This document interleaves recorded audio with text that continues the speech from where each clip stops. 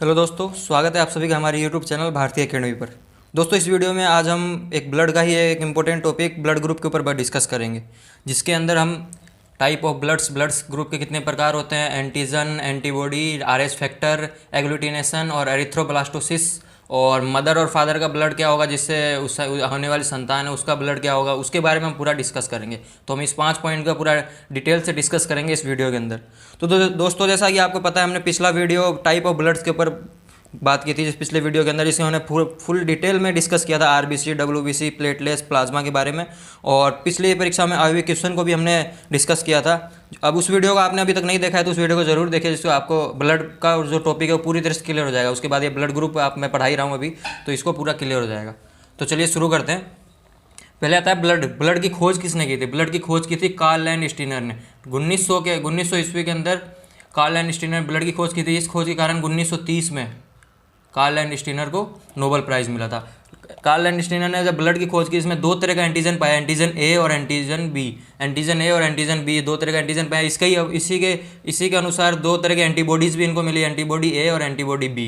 तो ये antigen antibody दोनों के बारे में हम डिस्कस आगे से बढ़िया से डिस्कस करेंगे पूरी तरह से। तो इन एंटीजन ए और बी के हिसाब से ब्लड को 4 पार्ट के अंदर डिवाइड किया। एक तो ए, जिसमें एंटीजन ए उपस्थित था उसको ब्लड ग्रुप ए कहा। जिसमें एंटीजन बी उपस्थित था उसको ब्लड ग्रुप बी कहा।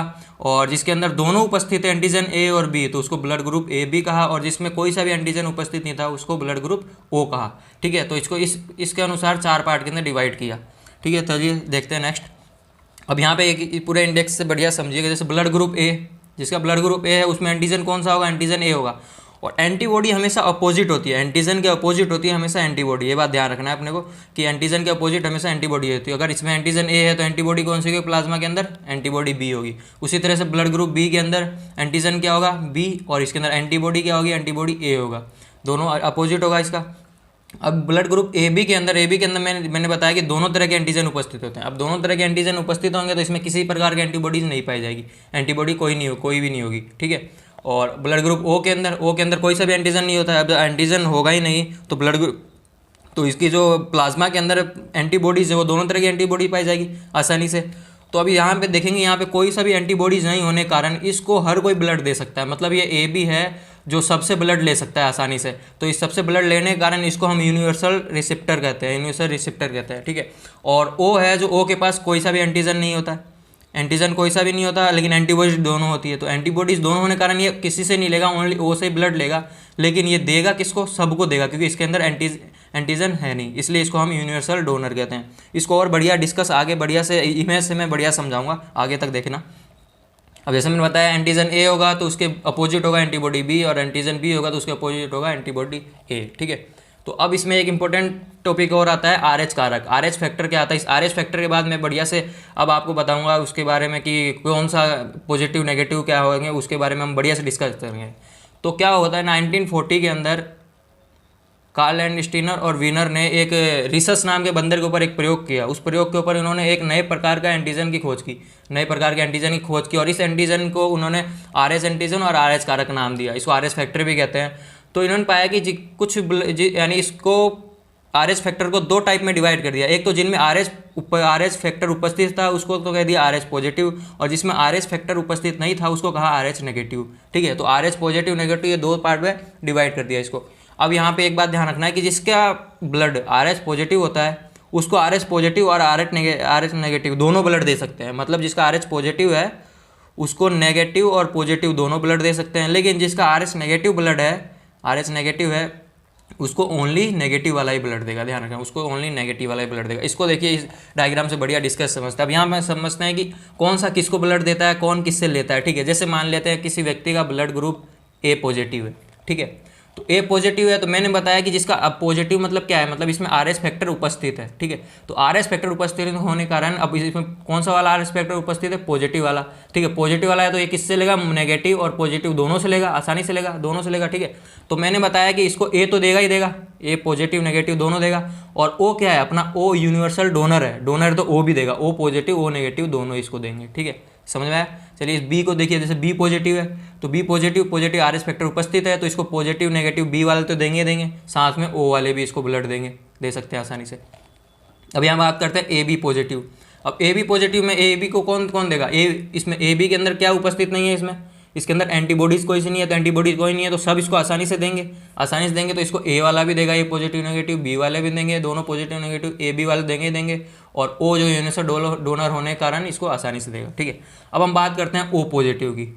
अब ओ पॉजिटिव कौन देगा, तो ओ ओनली किससे लेता है, सिर्फ ओ से ही लेगा, क्योंकि देगा किसी को ही नहीं, देगा सबको लेकिन लेगा ओनली ओ से ही, तो ओ पॉजिटिव और ओ नेगेटिव, क्योंकि ओ पॉजिटिव वाला है तो पॉजिटिव नेगेटिव दोनों से लेगा। ठीक है, समझ में आया। अब बात करते हैं हम नेगेटिव वाले की। अब मैंने बताया जिसमें आर एच नेगेटिव मतलब इसमें आर एच फैक्टर उपस्थित नहीं है। ठीक है, अब आर एच फैक्टर उपस्थित नहीं होने के कारण ये लेगा किससे, ओनली नेगेटिव वालों से ही लेगा, तो ये ए किससे लेगा, ए नेगेटिव वाले से लेगा और ओ नेगेटिव वाले से लेगा। पॉजिटिव वाले से क्यों नहीं लेगा, इसका कारण मैं आपको आगे बताऊंगा कि पॉजिटिव वाले नहीं लेने से क्या कारण होता है, ब्लड में क्या दिक्कत हो जाती है। अगर नेगेटिव वाले को अगर पॉजिटिव वाले का ब्लड दे दिया जाए तो उसको क्या दिक्कत हो जाएगी, कौन सी बीमारी हो जाएगी या उसकी मृत्यु तक हो सकती है, ऐसा कारण होता है। ठीक है, तो इसको मैं आगे डिस्कस करेंगे अपन। अब बात करते हैं बी नेगेटिव की। बी नेगेटिव है जो हमारा, तो बी नेगेटिव किससे लेगा, ओनली बी नेगेटिव से और ओ नेगेटिव से। भाई वो तो यूनिवर्सल डोनर है ना, तो डोनर लेगी, इसमें नेगेटिव वाला भी है तो ये देगा ही देगा। अब बात करें ए बी नेगेटिव, तो ये भी सब नेगेटिव वालों से लेगा। ठीक है, और ये है ओ नेगेटिव को ओनली ओ नेगेटिव वाला ही देगा। ठीक है, अब यहाँ पे एक क्वेश्चन बनता है कि अगर मान लीजिए क्वेश्चन पूछता है कि कौन यूनिवर्सल डोनर कौन है, और ऑप्शन में आपको दे दे ओ पॉजिटिव और ओ नेगेटिव, तो आपका आंसर क्या होगा, आंसर होगा हमारा ओ नेगेटिव, क्योंकि ओ नेगेटिव सबको देगा। ये बात ध्यान रखना, ओ नेगेटिव यहाँ भी दे रहा है, यहाँ भी दे रहा है, यहाँ भी दे रहा है। ठीक है, यहाँ भी दे रहा है, इसमें भी और इसमें भी दे रहा है। ठीक है, ये ओ नेगेटिव सबको दे रहा है, लेकिन ले रहा किससे, ओनली ओ से। तो यूनिवर्सल डोनर अगर ऑप्शन में ओ पॉजिटिव नेगेटिव दोनों आते हैं तो हमारा आंसर होगा ओ नेगेटिव। ठीक है, तो इसी तरह से यूनिवर्सल रिसिप्टर कौन हो जाएगा, रिसिप्टर कौन होगा, ए बी देखिए, ए बी पॉजिटिव, नेगेटिव वाला नहीं, नेगेटिव वाला तो ओनली नेगेटिव वाले से ही लेगा। ए बी पॉजिटिव होगा जो वो होगा यूनिवर्सल रिसिप्टर, वो सबसे लेगा ब्लड। ठीक है, आई होप आपको ये बढ़िया से क्लियर समझ में आया होगा। ठीक है, अब हम बात जैसे ये डायग्राम को मैंने यहाँ पे इंडेक्स से समझाया हुआ है कि ए वाला किससे लेगा, तो इसको आप आराम से पढ़ लेना बढ़िया से, आपको वही बात है जो यहाँ पे बताई, पिछली बात बताई मैंने, वही चीज़ यहाँ इंडेक्स में है।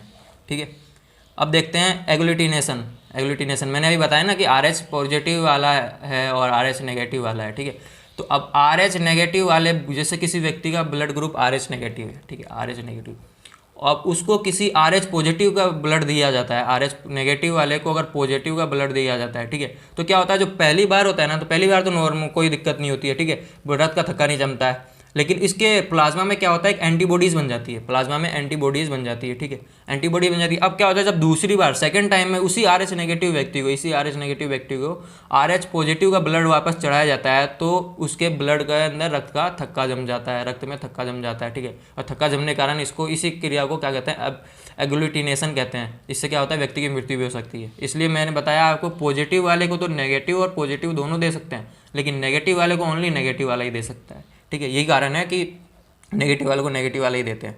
ठीक है, अब बात करते हैं एरिथ्रोब्लास्टोसिस क्या होता है कि जैसे फादर का अगर ब्लड आर एच पॉजिटिव है और मदर का ब्लड आर एच नेगेटिव है। ठीक है, तो जो उनकी पहली संतान होती है वो तो नॉर्मल होती है। ठीक है, लेकिन क्या होता है कि जब दूसरी संतान होती है, दूसरी संतान, अब ये पॉजिटिव नेगेटिव हो गया ना, वही चीज़ बात मैंने ऊपर बताई अभी आपको। तो यहाँ पे क्या होता है, एंटीबॉडीज़ बन जाती है। तो अब क्या होता है, जब दूसरी संतान होती है, या तो उसके गर्भ के अंदर जन्म से पहले ही उसकी मृत्यु हो जाएगी, या फिर जन्म के तुरंत बाद मृत्यु हो जाएगी।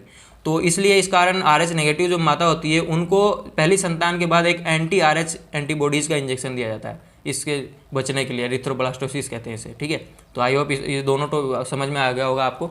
चलिए नेक्स्ट चलते हैं। अब हम बात करते हैं ब्लड ग्रुप कि अगर मदर का क्या हो और फादर का क्या हो, तो ब्लड ग्रुप में कैसे, मतलब संतान होगी उसके अंदर कैसे ब्लड जाएगा। तो उस हिसाब से जैसे मैंने यहाँ बताया ए बी ओ, तो यहाँ ये बात ध्यान रखनी है कि ए है ना, अब ये पेयर में ही रहेंगे, है तो कोशिका ही ना, इसको पेयर के अंदर ही रहेंगे। पेयर में तो ए के साथ किसका पेयर होता है, ए ओ का, बी के साथ बी ओ का। अब ए बी में तो खुद ही दो है एंटीबॉडीज़, तो ये दोनों रहेंगे, और ओ में ये ओ रहेगा। ठीक है, ये पेयर का ध्यान रखना है। अब जैसे इसके एग्जाम्पल एक देखते हैं। ठीक है, जैसे ये मदर का क्या है, ब्लड ग्रुप ए बी है, और फादर का भी ए बी है। ठीक है, तो ए बी है, तो ये दोनों पेयर को अलग अलग किया। ठीक है, तो अब इससे बनने वाली संतान, जो होने वाली संतान है, उसके अंदर क्या क्या ब्लड ग्रुप हो सकता है। एक तो ए होगा, दोनों ए है ना, तो ये तो ए हो जाएगा, या ए बी होगा, या ए बी और ये बी। तो मतलब होने वाली संतान होगी उसके अंदर ए बी और ए बी, ये तीनों ब्लड के उपस्थित होने की संभावना होगी। और किसके नहीं होगी, कौन सी नहीं हो सकता है, तो ओ नहीं हो सकता है। ठीक है, ये चीज़ समझ, अभी देखिए और क्लियर समझ। चलिए इसमें समझते हैं। जैसे मदर का है ब्लड ग्रुप अगर ओ है और फादर का ब्लड ग्रुप ए बी हो, ए बी, तो होने वाले संतान में क्या होगा, तो होने वाले संतान जैसे ए, ये तो हो जाएगा ए, ये हो जाएगा बी, ठीक है, ये हो जाएगा वापस ए और ये हो जाएगा बी। तो मतलब होने वाले संतान के अंदर ब्लड ग्रुप कौन कौन से हो सकते हैं, या तो ए होगा या बी होगा। जैसे ये आ गया ए बी, और कौन कौन से नहीं होंगे, ओ और ए बी नहीं होंगे। ठीक है, उसी तरह से इसके अंदर ऐसे अगर माता है उनका भी अगर ब्लड ग्रुप ए है और फादर का भी अगर ब्लड ग्रुप ए है, तो दोनों का अगर ए है तो होने वाले संतान में कौन कौन से हो जाएंगे, ये ए हो गया, ये भी ए हो जाएगा, ये भी ए हो जाएगा और ये ओ होगा। तो होने वाले संतान में कौन कौन से होंगे, या तो ए होगा और या ओ होगा। ये दोनों ब्लड ग्रुप हो सकती है। ठीक है, और कौन कौन से नहीं होंगे, ये बी और ए बी, ये दोनों नहीं होंगे। ठीक है, अब जैसे मान लेते हैं, अब ये सेकंड देखिए, इसमें नेक्स्ट देखिए, अगर मदर का ब्लड ग्रुप ए है तो ये हो जाएगा इसका, और फादर का बी है तो ये हो जाएगा इसका। तो ठीक है, तो इससे कौन कौन से बन जाएंगे, एक तो ए बी, ठीक है, एक ए, एक बी और एक ओ। मतलब इसमें कौन से चारों टाइप के जितने हैं ना, चारों टाइप के, वो चारों ब्लड ग्रुप में से कोई सा भी ब्लड ग्रुप हो सकता है होने वाले संतान का। ठीक है, तो ये कौन सा हो सकता है, चारों टाइप के हो सकते हैं। ठीक है, चलिए नेक्स्ट इसका देखते हैं। नेक्स्ट हमारा ये है। अब नेक्स्ट के अंदर क्या है कि नेक्स्ट में अगर मदर है, मदर का ब्लड ग्रुप अगर ए है और फादर का ब्लड ग्रुप अगर ए बी है, मदर का अगर ब्लड ग्रुप ए है और फादर का अगर ए बी है, तो होने वाला संतान क्या हो जाएगी, ये तो ए हो गया, ये ए बी दोनों इसमें उपस्थित होंगे। ठीक है, और ये ए हो गया और ये बी हो गया। ठीक है, तो इसके अंदर ये तीन टाइप के ब्लड ग्रुप उपस्थित होंगे होने वाले संतान में। तीन टाइप के कौन कौन से, ए बी और ए बी, और ओ इसके अंदर उपस्थित नहीं होगा। ठीक है, आई होप आपको समझ में आ रहा होगा बढ़िया से। ठीक है, अगर नहीं आ रहा तो इसको बार बार देखना, आराम से समझ में आ जाएगा। ठीक है, अब देखते हैं, जब मदर है, मदर का ब्लड ग्रुप बी हो और फादर का बी हो, तो दोनों का बी होने पर क्या हो जाएगा, तो इसमें ब्लड ग्रुप बी हो गया, ये भी बी हो गया, ये बी हो गया और ये ओ।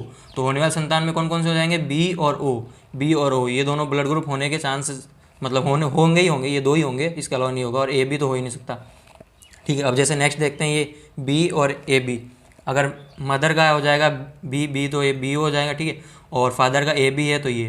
ठीक है, तो होने वाला संतान उसके अंदर कौन कौन से हो जाएंगे, ए बी, बी, ए और बी।